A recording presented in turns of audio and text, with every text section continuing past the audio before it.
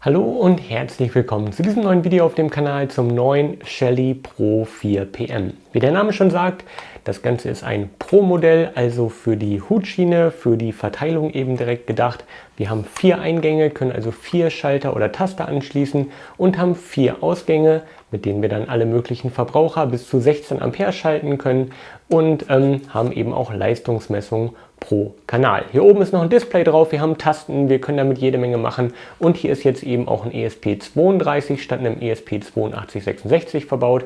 Das heißt, wir haben mehr Rechenleistung, wir haben Bluetooth, wir haben einen Ethernet-Port direkt mit an Bord, also alles Mögliche, was jetzt hier neu in dieser Komponente ist. Den bekommt man aktuell für 79 Euro UVP direkt bei Shelly, aktuell noch vorbestellbar, aber wenn du das Video siehst, ist der vielleicht schon im Handel. Ich verlinke dir das Ganze unten. Und jetzt würde ich sagen, wir schauen uns dieses Gerät mal genauer an, was damit alles geht, was vielleicht nicht geht, wo die Vor- und Nachteile liegen. All das jetzt hier in diesem Video für dich. Ich wünsche dir viel Spaß damit. Wenn man von oben auf das Gerät schaut, dann fällt als erstes ein sehr, sehr großes Display auf der Oberseite auf. Also das ist ein Farbdisplay, wo man eben später verschiedene Informationen zu den einzelnen Schaltkanälen und deren aktueller Leistung sehen kann. Schauen wir aber später noch gemeinsam an. Dann haben wir oben noch 3 Buttons, hoch, runter und OK, kommen wir auch noch zu. Und damit haben wir die Oberseite, was man später in der Verteilung sieht, eigentlich auch schon abgedeckt. Ja, angeschlossen wird das Ganze einfach über einen Außenleiter, hier oben an der L-Klemme an der ersten und hier unten haben wir dann eben die Klemmen für Neutralleiter und eben 4 verschiedene Schaltereingänge oder Tastereingänge. Wir haben also S1 bis S4, wo wir dann eben Schaltsignale auswerten können, wie du das von anderen Shellys auch schon kennst. Und daneben, das ist die Besonderheit, haben wir eben hier eine Ethernet-Buchse. Also mit RJ45 können wir das Ganze ins Netzwerk bei uns bringen, ins LAN und sind eben nicht auf Wi-Fi angewiesen, was in der Verteilung ja höchstwahrscheinlich nicht so super funktionieren wird, weil man dort ja eben einen Metallkäfig quasi drumherum hat und deswegen die Signale nicht so hundertprozentig da durchkommen. Deswegen hier die kabelgebundene Variante auch möglich. Sehr, sehr cool. Dann drehe ich das Ganze mal um. Auf der Oberseite haben wir dann eben die Ausgänge. Wir haben L1 als Eingang, L2, L3, L4 als Eingang. Davon darf man sich nicht verwirren lassen. Es ist nämlich so, dass wir nur einen einzigen Außenleiter am Gerät verwenden dürfen. Das heißt, ich gehe hier mal rein mit meinem Multimeter hier auf Durchgangsprüfung und wenn ich hier reingehe, dann sehen wir schon, die sind intern jetzt schon alle gebrückt. Also man kann eben nicht hingehen und L1, L2 und L3 getrennt anschließen. Man muss wirklich darauf achten, dass man eben nur einen der Außenleiter verwendet, so dass man eben nicht auf die 400 Volt dann nachher kommt, sondern eben mit 230 Volt von einem einzigen Außenleiter arbeitet und die eben nicht mischt. Ansonsten geht das hier bestimmt nicht gut aus, weil die intern eben gebrückt sind. Das finde ich ein bisschen schade. Das ist bei vielen anderen Herstellern und vielen anderen Systemen besser gelöst. Da sind die hier oben dann eben komplett potentialfrei und unabhängig. Es ist ja auch so, wie du siehst, hier oben der L1 oder der L2, L3, L4, weil die gebrückt sind, ist es egal. Aber die dienen eben auch als Spannungsversorgung für das Gerät. Wir haben hier unten ja keinen separaten Eingang für die Spannungsversorgung von dem Gerät, sondern das läuft eben auch über die Spannung, die eben oben am Gerät über eine der Klemmen eben angelegt wird. Das ist also mein erster Kritikpunkt. Ich fände es schön, wenn die komplett losgelöst wären und man die eben unabhängig voneinander verwenden könnte und man hier unten zum Beispiel dann noch eine Klemme für die Eingangsspannung von dem Shelly selbst hätte, so wie man das eben von anderen Systemen auch kennt. Hier auf der Seite sieht man dann nämlich auch, wie das Ganze angeschlossen werden muss. Und zwar ist es hier auch so, wie man sieht, wir haben nur eine Vorsicherung an dieser Stelle hier. Und das wäre dann ja zum Beispiel eine 16 Ampere Vorsicherung und darüber läuft die Spannungsversorgung von dem Gerät und dann haben wir hier eben die verschiedenen Abgänge und damit die Belastung auf der Platine hier nicht so hoch ist, würde man das dann eben noch mit Leitungen dann jeweils durchbrücken auf die anderen L2, L3, L4. Ja, so ist das anscheinend gedacht, also warum das dann nicht einfach so ausgelegt wird, dass die Platine intern die Leistung eben ab kann später, sodass man eben nur einmal L1 anschließen muss. Das weiß ich auch nicht, das wäre ja dann auch ganz schön gewesen. Sind ein paar Einschränkungen hier, muss man auf jeden Fall wissen, dass man da nicht ganz so unabhängig ist. Gerade wenn man dann zum Beispiel Licht in irgendeinem Raum schalten möchte oder man möchte einen Verbraucher in der Küche schalten, im Badezimmer und im Wohnzimmer, dann muss man eben darauf achten, dass die alle auf dem gleichen Außenleiter liegen. Und das ist ja häufig eben nicht der Fall, je nachdem wie eben die verschiedenen Sicherungsautomaten dann angeordnet sind auf der Kammschiene dann eben. Ja, so sieht das Gerät erstmal aus. Auf der anderen Seite sehen wir dann noch ein paar technische Daten. Hier haben wir dann eben auch nochmal die Rahmenbedingungen. Wir können pro Kanal 16 Ampere schalten, wie auch immer man das dann absichern möchte. Da müsste man ja hier eine Vorsicherung haben von, keine Ahnung, 40 Ampere, weil Gesamtlast ist eben 40 Ampere und Last pro Kanal eben 16 Ampere. Keine Ahnung, wie man das realisieren möchte, ist nicht ganz so einfach. Deswegen ja, wird man mit den 16 Ampere in der Regel aber hinkommen. Muss man eben nur darauf achten, weil es ja von einem Außenleiter, wie gesagt, ist, dass man hier ja, diese 40 Ampere wahrscheinlich eh nicht ausreizen kann. Falls du eine Idee hast, schreib das Ganze gerne in die Kommentare. So, und ich schließe das Ganze jetzt mal an und dann schauen wir, dass wir den Shelly in Betrieb genommen bekommen. Kommen wir zu einem kleinen Test. Und zwar habe ich einfach einen Neutralleiter hier angeschlossen an N, an L1 hier oben den Außenleiter und dann habe ich an O1 den Abgang angeschlossen, der eben zu dieser Lampe hier geht, und an S1, das ist eben hier der Eingang für den Schalter, und dafür habe ich hier oben so einen Schalter, den kann ich hier später umlegen und habe dann quasi hier geschaltet am Eingang 230 Volt anliegen oder eben nicht. Ist natürlich hier nur ein Testaufbau bei mir auf dem Schreibtisch, aber macht auf jeden Fall einen ganz guten Eindruck. Was ich ein bisschen schade finde ist, wenn man hier unten diese Klappen abmacht, diese Blende abmacht, dann hat man hier keine Beschriftung mehr. Also man sieht nicht, was genau man wo anschließen muss. Da muss man das immer daneben halten, dann sieht man das wieder. Das finde ich ein bisschen schade. Also man entfernt quasi mit der Schutzkappe hier, die hier so drüber kommt, entfernt man auch die Beschriftung.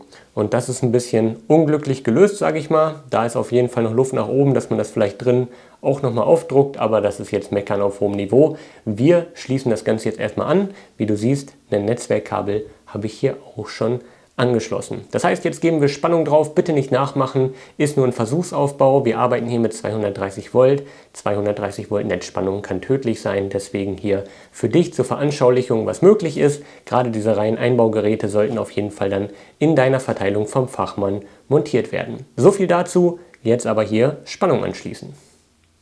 Jo, und schon fängt das Ganze an zu blinken und fährt hier hoch. Auf dem Display steht jetzt hier auch Shelly 4 Pro und hier oben sieht man, ja, das Display ist relativ dunkel, aber auf dem Display oben sieht man jetzt, alles ist eben auf Off. Ich kann ja mal einfach hier einschalten, ja, funktioniert, und jetzt steht hier eben 15,3 Watt. Ich weiß nicht, ob man das noch lesen kann, ist hier ja durch die Lampe natürlich jetzt sehr hell und das Display ist relativ dunkel, ist eine blöde Kombination, aber das hat auf jeden Fall schon mal funktioniert.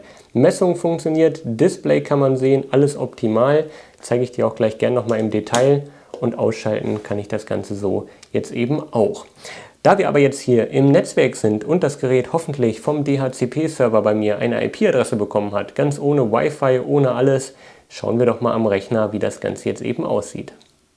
Hier nochmal das Display in Großaufnahme, damit du nochmal siehst, wie das Ganze aussieht. Ich muss sagen, die Auflösung ist wirklich gut, also das ist wirklich scharf, sieht gut aus und ist auch ein Farbdisplay, wie schon gesagt. Also wirklich schön gemacht. Hier habe ich so auf noch keinem Gerät in der Qualität gesehen. Gerade auf reinen Einbaugeräten kann man natürlich jetzt in Frage stellen, wie sinnvoll das ist, wenn das Ganze hauptsächlich in der Verteilung hängt, ob man da jetzt ständig hinläuft und auf das Display schaut, aber insgesamt auf jeden Fall großer Pluspunkt hier für das schicke Display.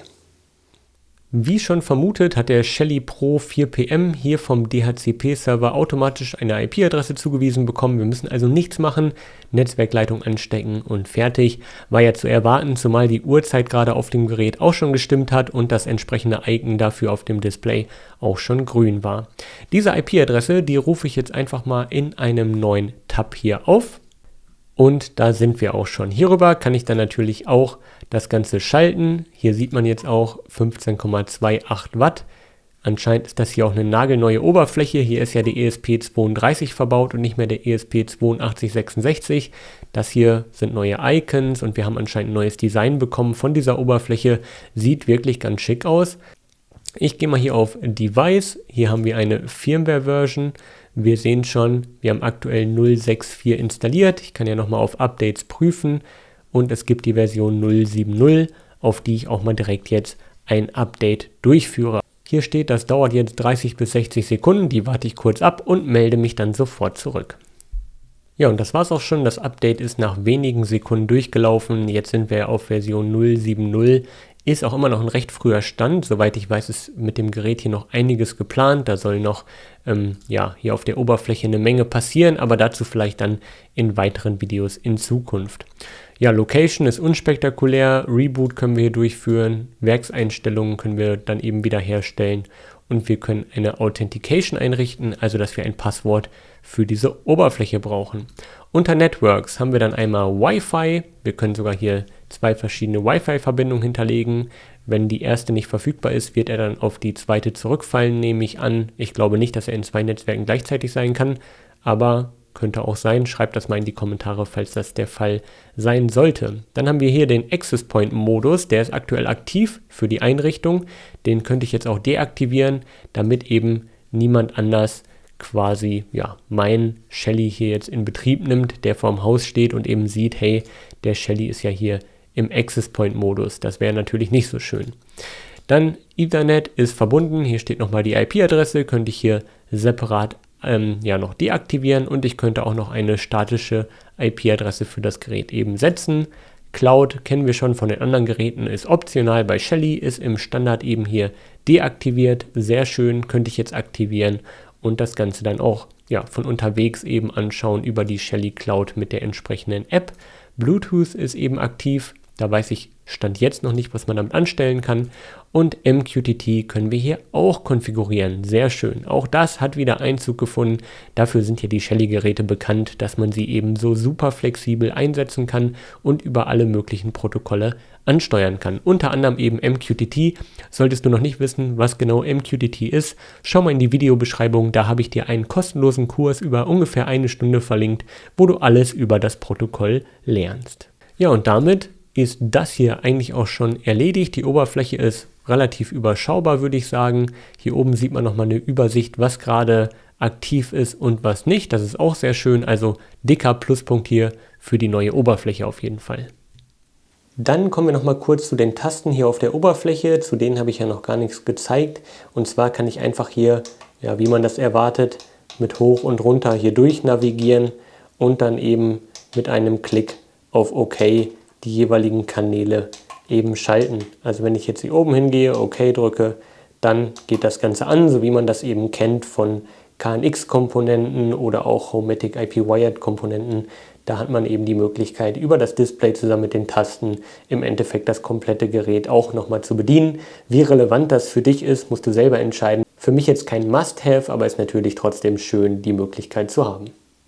Kommen wir also am Ende des Videos wie immer zu einem kleinen Fazit von dem Shelly Pro 4 PM. Was gefällt mir gut? Leistungsmessung auf 4 getrennten Kanälen, das ist schon mal super. 4 Eingänge, damit kann man also alles Mögliche dann schalten.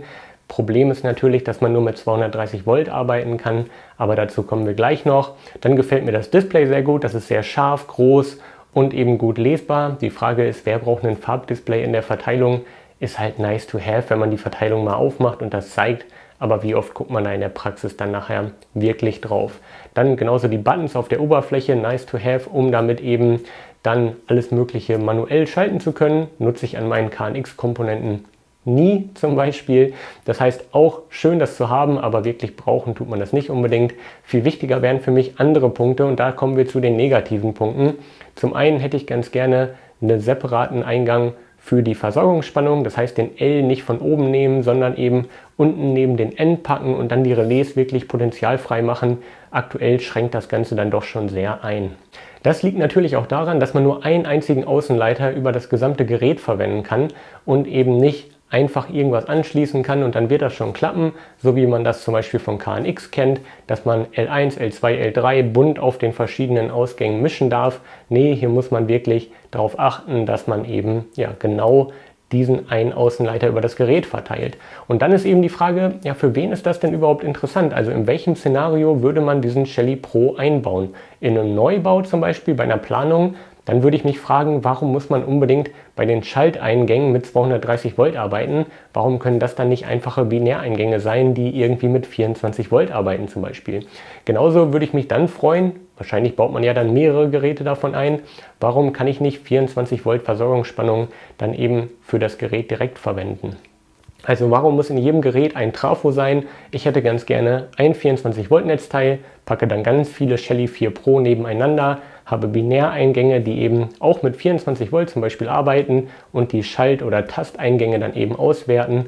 Ja, und dann könnte ich eben die Ausgänge unabhängig schalten. Das wäre eigentlich ja mein Wunsch, dass die dann eben potenzialfrei sind wirklich und ich nicht eben auf diesen einen Außenleiter beschränkt bin und auch nicht darauf beschränkt bin, mit 230 Volt in die Eingänge zu gehen. Das finde ich eben nicht ganz so schön und deswegen fällt mir momentan kein richtiger Anwendungsfall ein, wann ich diesen Shelly 4 dann eben einsetzen soll. Also in welchem Szenario benutze ich diesen Shelly 4 Pro?